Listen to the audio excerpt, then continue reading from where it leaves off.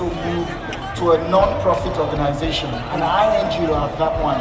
I mean, you were successful as a human resource person. And after you left all that to jump on stage to do music. I mean, one would have expected that you should grow through the ranks in the bank and probably be an executive of the bank right now, or leave that to pursue a career and being a country director for an INGO. Why did you leave all those juice for gospel? Okay, the simple reason will be to fulfill purpose. So I grew up under the tutelage of educators. My parents were educators, teachers, and I saw my parents leave a legacy. And I mean not even as a couple, I'm talking about individually. So much so that till today, my mother's last place of employment, if you call her name, it doesn't ring a bell, it rings more than a bell. For my father, they say it's his perfume, they remember. So, more so, I thought about impact, and I told myself, life is short. Why don't I delve into what I really love to do and pursue it till the end? So that was it for me. Would you actually call this a pursuit to the end? Where are you to get into that end? Are you somewhere in the middle? Are you still up there? Or you are about to hit the target point when you talk about getting to the end? I'm constantly growing. That's how I like to think about myself. So I think about it in the way that my last work or my last release should be not a reference point, but I should use it as something to say that my next one must be better.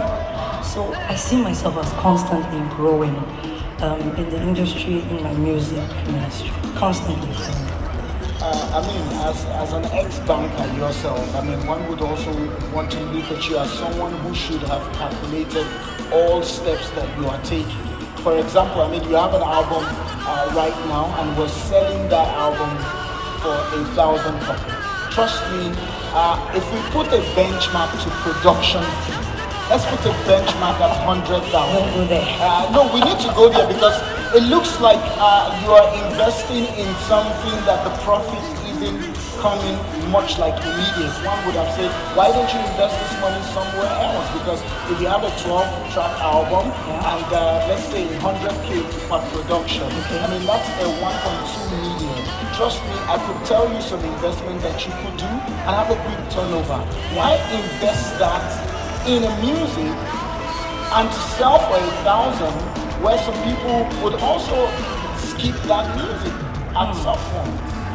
Okay, that's because I find that the impact of the music, the outreach, the reach of the music far outweighs even the money put into it. So when the songs are taken on the blogs and they go online in the media space, it's going to millions of people. And the number of people it reaches is so much compared to the money I have put in it. So for me, it's about the impact. It's about the impact. I may put in 1 million, I may put in less than 1 million. But where the music is reaching 5 million, 13 million, if we are talking in terms of business, I think we are more than broken even. That's the way I see it. Okay, so your return on investment is impact-wise, Exactly. not cash-wise. Exactly. Let's talk about your fee. How much would you take to perform or to minister any of the song? How much would you take from a church, a bank, a housewarming party? How much would you take? Let me talk now. Maybe my sponsors are here. Okay, so it usually depends on a lot of things. The team I'm going with, our logistics, if we're going to put up at a hotel, if it's something we have to stay overnight for. So we will have to put all those into consideration, especially with the prevailing economic conditions of our country.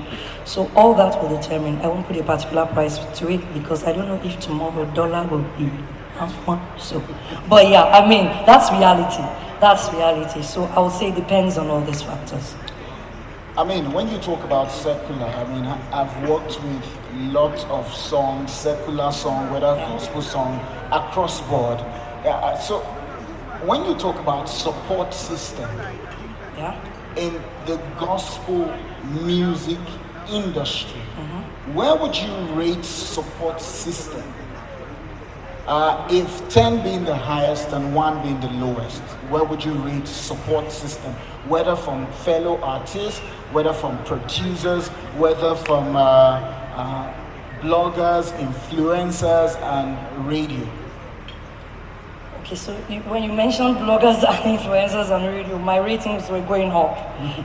They were going up. So I'll say 7. I'll say 7 out of 10.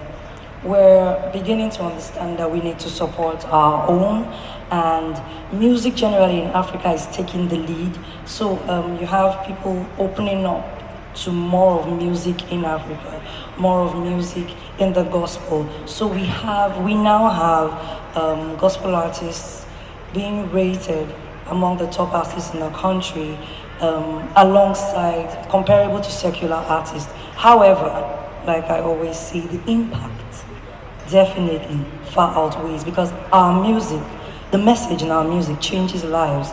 Theirs doesn't.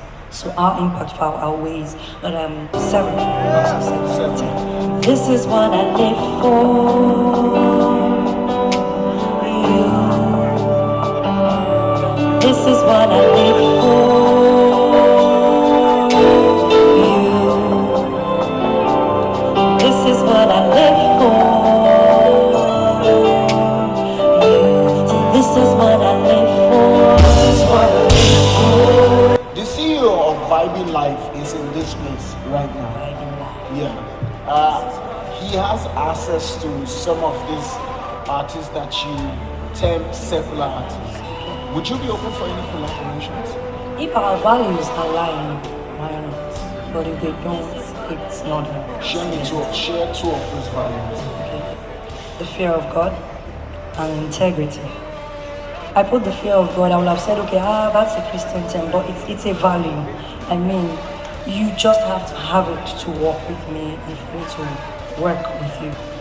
Fear of God and integrity, those two for me. So, those who are coming up in this industry, what are your message to them? The journey so far, how easy has it been? How were you able to source for funds to go to the studio? Because the last I checked, no producer takes speaking in tongues when it comes to recording. They don't. Yeah, how are you able to put it together? Okay, so what I do is I plan ahead. I've learned very early in life to always plan. So based on songs I received, I plan the time of release and then set aside funds towards that release. So for me, I would say over time, relationships have worked for me and have done what money cannot do in certain fields. But that's because I've built relationship over the years. So it's not an overnight thing. I got to work with people, they heard my music, I went on this, radio tour, okay, I was with this OAP, okay, we worked here together on this. And that built relationship. And they're like, hey, next time you have a release, why not please send it to me? I'll promote it for you free of charge. So these things come, but they come with time. So it just requires a lot of patience and a lot of planning. There's a generation called Gen Z. Yeah, very amazing generation. I mean, it looks like they have very little span for loyalty when it comes to whatever they are trying to achieve. They believe they can get it. Very interesting fellow, very intelligent fellow. What would you say to a Gen Z who has the passion and the drive to be the next Abuja? Passion is good, but there is process. There is process, and it takes grace to wait. It takes grace to be patient enough to get to where you want to get to. It won't always be easy. I mean, even Jesus said, in the world you will have troubles, but be of good cheer. I have overcome the world. So I would say that don't be in so much of a hurry. While you're building capacity, with the passion you have, build relationships. Set aside some funds. Plan. The truth is, I've seen relationships work for me in places where I least expected it to. So I would say, I mean, it's the world. The world system is the way the world system is. Even if we're in the world and we are not of the world, the truth is, even the Bible says it, that these things are for an appointed time. So we still have to be patient, because I find that patience is a virtue. I mean, we're all Nigerians. Every day we live, our patience is tried in the place of the system. Exactly, Mama. Exactly. I mean, in Nigeria. So you just have to be patient through the process. But while you are waiting, don't sit doing nothing. Build capacity, build relationships, plan, set aside some funds, and then make good relationships. There's a lot I would like to talk to you about, but of course, time is not our friend. So at this point, I'd like you to do a shout out to anybody you want to do it to. It's your moment. Do it. That will be everybody. But I'll call in categories. I'd like to appreciate my pastor, Pastor Luchi, and the team of pastors. I'd like to appreciate all the leaders in House on the Rock, the Refuge, the Healer Company, my choir, the leaders, and everybody. I'd like to appreciate Fogmon. I'd like to appreciate my friends in church. I'd like to appreciate my children's gymnastics coach, Coach Tony. So we've been members of that gymnastics group for about 5 years now. And we've been consistent, and I've seen growth in my children. I'd like to appreciate all the other pastors and music ministers that are here, family and friends. Thank you for honoring my invitation to come and celebrate with me. The music ministers, the OAPs in our midst, and everybody, including the events planners, and then the owners of the place, from the cocktail to the small chops to the meals, and to everybody who put this together, everybody who helped, from my fashion designer to my hairstylist to my makeup artist, the cake decorator. The truth is, all this wouldn't have been possible if all of you didn't put heads together with me, and if all of you didn't come to celebrate with me. I celebrate the gift that all of you are. Thank you so much.